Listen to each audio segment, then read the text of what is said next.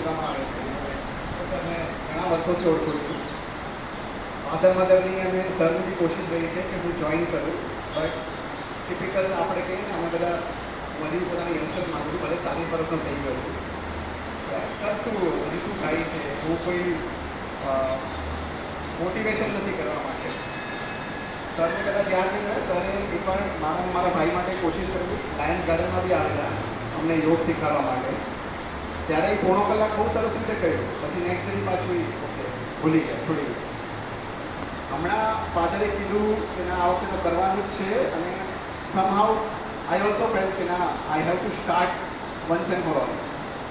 Not for my majorly physical development. Touch wood physically તો એવી કોઈ તકલીફ મને લાગતી નથી, પણ સર જે હંમેશા કહે છે ભય, ચિંતન, તણાવ અને ગુસ્સો. અનફોર્ચ્યુનેટલી અમારા લોકોમાં જે અમારું વર્કિંગ સ્ટાઇલ છે કે નેચર છે, એમાં આ ચારથી એકદમ ઇન્સ્ટન્ટ હોય છે. ગુસ્સો બી તરત આવે અને ડર બી તરત જ લાગે, અને એનું રિએક્શનમાં ફેમિલીને ઘણી અસર થાય છે. આ 1 મહિનાથી what I have seen is કે મારું રિએક્શન ટાઈમ હવે લિમિટેડ છે, ઇન્સ્ટન્ટ નથી. હું એને કંટ્રોલ કરી શકું છું, થોડું લાંબુ વિચારું છું.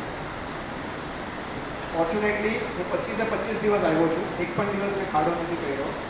મારા માટે એ જ બહુ મોટી અચીવમેન્ટ છે. હું બધા જ દિવસ પહોંચી શક્યો છું સોમથી શનિવાર, અને આઈ હોપ હું આ કન્ટિન્યુ કરી શકું. મે મહિનામાં તો હું છું બહારગામ છું, પણ જૂનથી પાછો કન્ટિન્યુ કરી શકું. Thank you once again sir, thank you બધા ટીચર્સ. અને એક ચીજ સબકોન્શિયસલી હવે રોજ જ યાદ આવે છે, અહીંયા આવીએ કે ના આવીએ, સ્વસ્થ શરીર શાંત ચહેરા ત્યાંથી ચાલુ થઈ જાય.